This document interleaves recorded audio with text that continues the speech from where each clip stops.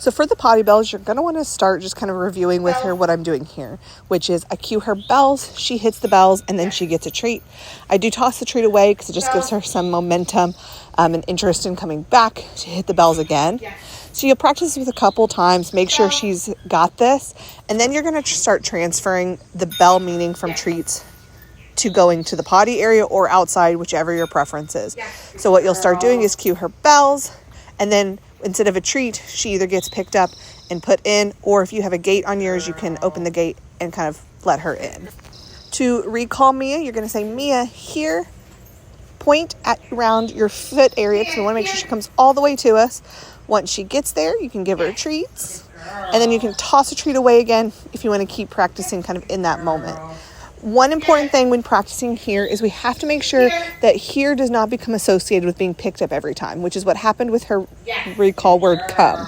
So we want to make sure we avoid picking her up every time we say here. So it's going to be really important that sometimes we call her here, she gets a treat, she can go away. Sometimes we're going to call her here, she can get a treat, and we might touch her, we might pet her, but we don't pick her up. And then sometimes we are going to pick her up, but it's really, really important that you practice a lot of here without picking her up so that there is no association that here means I'm going to get picked up. And of course, like with anything in training, you want to practice this in different areas of the house, as well as just practicing it randomly. Call her here, be ready to reward her with a treat, and then be done. So it's not always just calling her when you actually need her for something. So like I said, practice, petting her and touching her, but not always picking her up. Then when you're ready to start adding in that pickup for those times, you're going to say here, reward her, pet her, and then you're going to say pick up to let her know that she is being picked up. This just helps with our dogs that are a little shy about being picked up, because we're not just grabbing them and reaching for them all the time and picking them up. We're letting them know when you hear this, that's what's happening. And so you're going to do here and then pick up. You can also practice pick up separately from here. Like we did in training sessions, sit with her. She definitely did better in the beginning with me kind of either on the floor or even sitting in a chair versus standing over her. And same thing, you're just going to cue her, pick her up, set her back down, and reward her with a treat. Notice too, when I'm doing this, I'm also petting her a little bit too, because again, I'm trying to make sure her association with my hands coming towards her is not all about picking up. Up is a cue to have her put her feet up into your hand. The point of this one is to help her start to take part in being picked up, which ultimately will help her with being picked up in general and not being so fearful of it. So you're just going to put your hand out, palm facing up, have a treat ready, lure her kind of over your hand and say up. She puts her paws up there, yes, and she gets a treat. You're going to practice this one a lot just like that, not picking her up, not doing anything else, just encouraging her to put her hands up, her paws up into your hand, and rewarding that. If she hops off, you start over. If she stays up there, you can reward her a second, third time. I'm encouraging her to kind of stay up there. The next step after that is a lot like with here, where we're going to start touching her while she's up there, and then she gets the treat. So she ups, we do a little petting, and then reward her.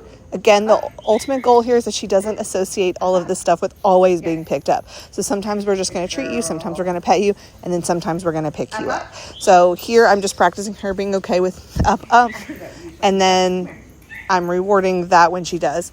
Another thing to watch throughout this video is if she jumps off before I get a chance to touch her, that you notice I'm not forcing it, right? If she wants to back away, if she needs to reset, that's fine.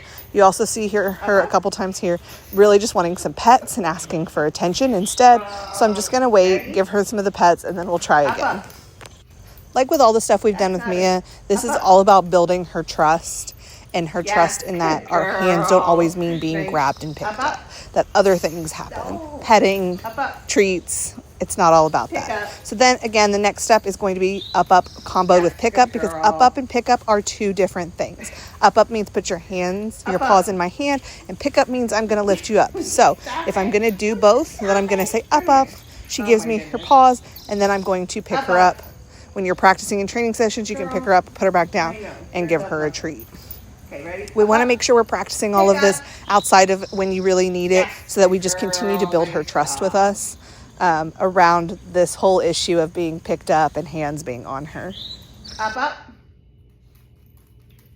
Up.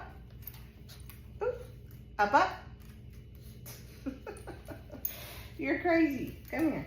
Up, up. Pick up. Yes, good girl. Nice job. For grooming, like everything else, the theme is consent from Mia and helping her build trust with us, that everything we do is not about being grabby and handsy.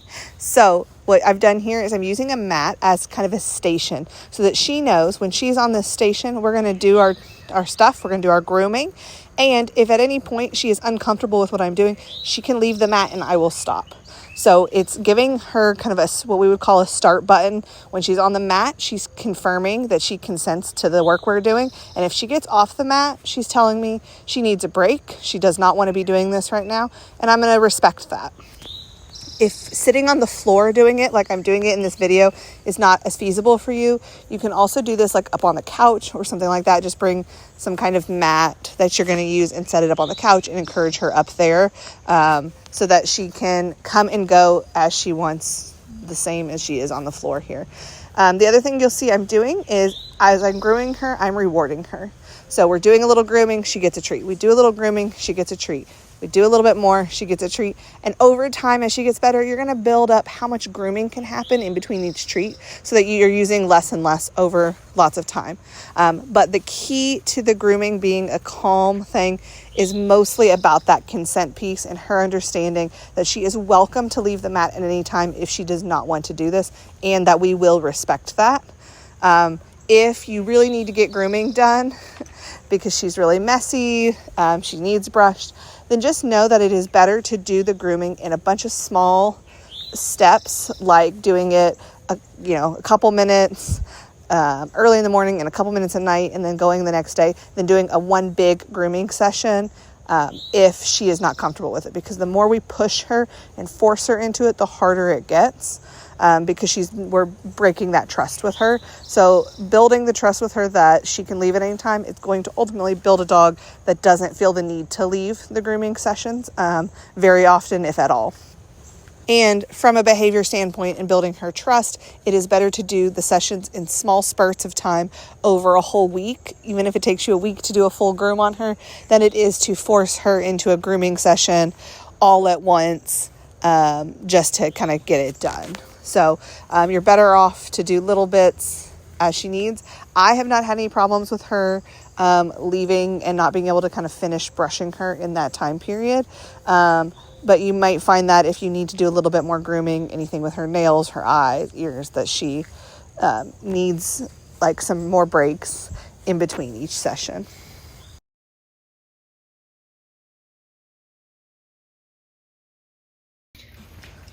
The same method we were using for grooming also applies for her getting dressed, getting her harness and leash put on. Same thing, you want to create a station that she knows this is where we go to get leashed and harnessed. And again, you could do this on the floor, or you could do this on the couch. I used to love to do this on the couch with my dog so I didn't have to bend over. That's kind of the nice part about having them up on the furniture like that for some of this when you have little dogs. But the same thing, we want to teach her when we go here, you're going to get dressed. I also recommend getting a harness that goes over her head versus that her feet step into so that she can take part in putting the harness on. Place means go there and stay there until you're released. So we're sending her to her bed, and then we're going to reward her.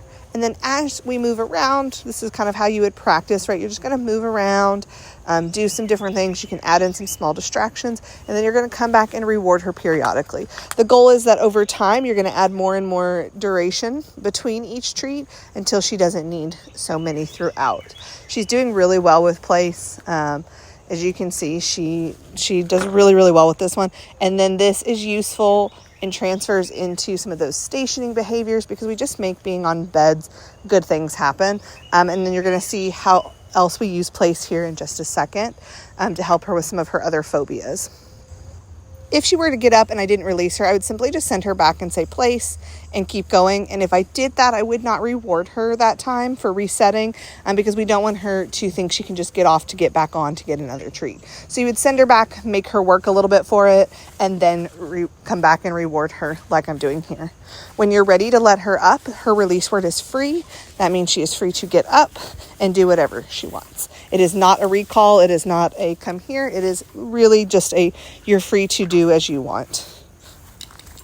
One of my favorite ways to use place is around meal times. So what you would do is just put the bed near you while you guys sit down to eat dinner. And then periodically throughout dinner, as long as she stays on her bed, then she gets rewarded. I like to use string cheese during meal times. One, because it makes it really special and exciting, but also I don't have to touch dog treats and then touch my own food. I just bring a stick of string cheese with me to the table, and then I'm going to just periodically break off a little piece and toss it to her throughout the meal. So as long as she stays on her bed, she can continue to get reinforced. She does really good with this one, even with the distraction of all the other dogs. She does really, really well staying on her place. She knows the drill. And normally when I walk into the kitchen and start cooking and getting ready for dinner, she is already on her bed and I haven't even said anything yet.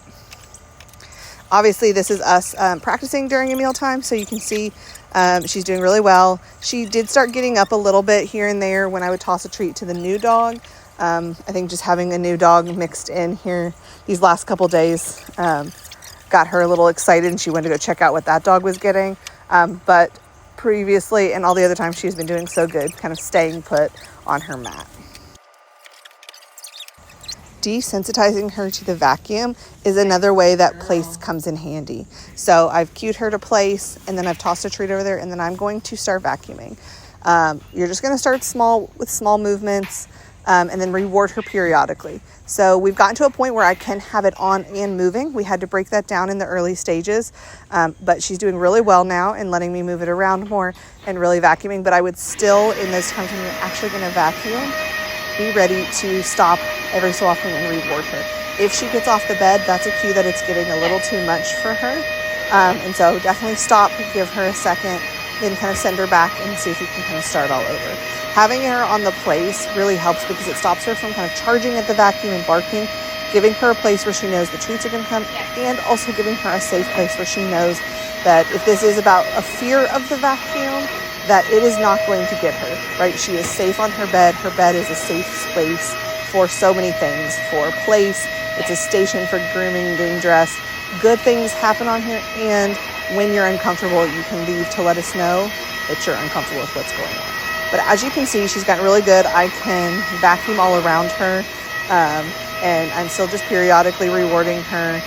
She is standing, which is something to notice, that she isn't fully comfortable. Otherwise, she would be sitting or laying down. She's standing there. She's a little on edge, but she is staying on the bed, which is a really great sign and great progress from our beginning stages when we first were working on this. So you can practice this same at home. The main thing I would do with this is just when you're going to vacuum, is just be prepared that vacuuming right now is also going to be comboed with a training session.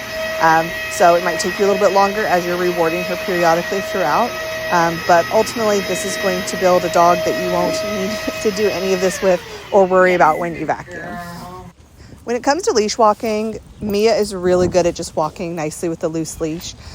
She does walk in front a little bit, but I'm okay with that as long as that leash is loose and she's not dragging you, which she does. She walks really nicely. So the big thing for her is that car reactivity. So the main thing we've been working on is when we see a car, we're going to cue over. Over means get off the road or off the sidewalk. We're going to stop. Over.